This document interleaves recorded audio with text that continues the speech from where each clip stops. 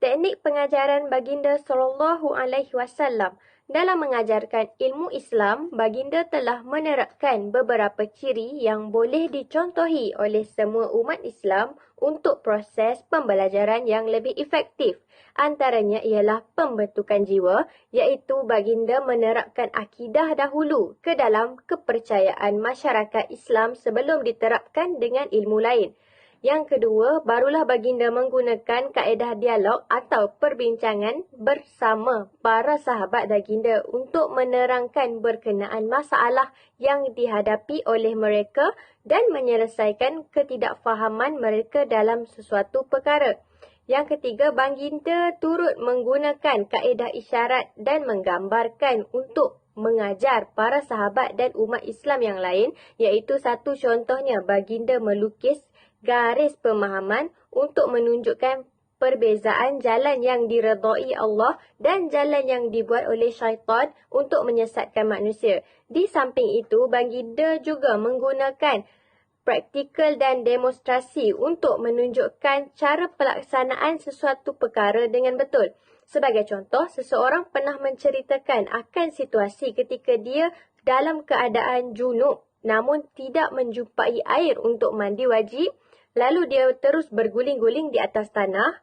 Lalu apabila baginda mendengarnya, baginda terus mengajarkan cara pelaksanaan tayamum, iaitu yang betul, sekadar menyapu muka dan tapak tangan sahaja. Berdasarkan cara pelaksanaan ini, kita boleh menyimpulkan bahawa Rasulullah SAW sudah memberi banyak tunjuk ajar yang sangat menjadikan baginda SAW sebagai manusia yang paling agung sepanjang zaman. Assalamualaikum warahmatullahi wabarakatuh. Poin yang pertama yang saya ingin kongsikan kepada antum ialah kesabaran yang tinggi. Isteri baginda Rasulullah SAW yang bernama Sayyidatina Aisyah radhiyallahu anha pernah ditanyakan soalan, bagaimanakah akhlak Rasulullah SAW? Dalam hadis riwayat Muslim, bahawasanya akhlak baginda adalah Al-Quranul Karim. Sebagaimana yang dijelaskan dalam kitab Ar-Rahi Al-Makhtum karangan Safiyur Ar-Rahman Al-Mubarakfuri, sewaktu Rasulullah SAW sedang menyebarkan dakwah Islam berkali-kali, baginda diuji dengan ujian yang sangat hebat. Sehinggakan baginda pernah dilakukan oleh kaum Quraisy, iaitu baginda dibaling batu oleh mereka.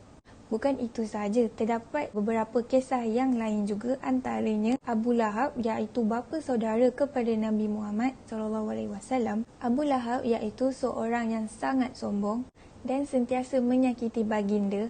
Beliau pernah membaling najis di hadapan rumah baginda. Oleh kerana Abu Lahab tidak puas hati hidup berjiran dengan baginda Rasulullah. Tapi baginda tidak berputus asa dan meneruskan lagi perjalanan dakwahnya dengan penuh sabar dan gigih bagi menegakkan kalimah tauhid. Kisah yang kedua adalah di mana baginda Rasulullah sedang berjalan di kawasan perumahan. Lalu datang seorang wanita tua dan beliau meludah kepada baginda Rasulullah. Jadi apa Rasulullah buat? Pada waktu itu baginda tidak berkatakan apa-apa, malah baginda bersabar. Hari demi hari Rasulullah akan berjalan di kawasan perumahan itu dan wanita tua itu akan meludah kepada baginda. Sampailah satu hari ini di mana baginda sedang berjalan di kawasan perumahan yang wanita tua itu akan meludah kepada baginda. Akan tetapi wanita tua itu tiada di situ. Lalu baginda pun bertanyakan soalan kepada seorang penduduk di situ. Beliau berkata bahawa wanita tua itu sedang sakit di rumahnya. Lalu baginda Rasulullah menziarahi rumah wanita tua tersebut. Nak dijadikan cerita, wanita tua itu baru sedar bahawa selama dia sedang membuat kejahatan, tetapi baginda Rasulullah sentiasa membalas dengan kebaikan, iaitu bersabar. Akhirnya wanita tua itu terbuka hatinya untuk memeluk Islam. Daripada dua kisah yang saya kongsikan tadi, Nabi Muhammad SAW telah memberikan contoh terbaik dalam mendidik umat-umatnya supaya kita bersabar dengan ujian-ujian yang dihadapi dan pasti ada hikmah di sebalik ujian tersebut. Jika kita ingin bandingkan dengan dugaan baginda Rasulullah dengan dugaan yang kita alami, tidak terkira jauh lebih hebat dugaan yang dihadapi oleh baginda Rasulullah sewaktu menyebarkan syiar Islam.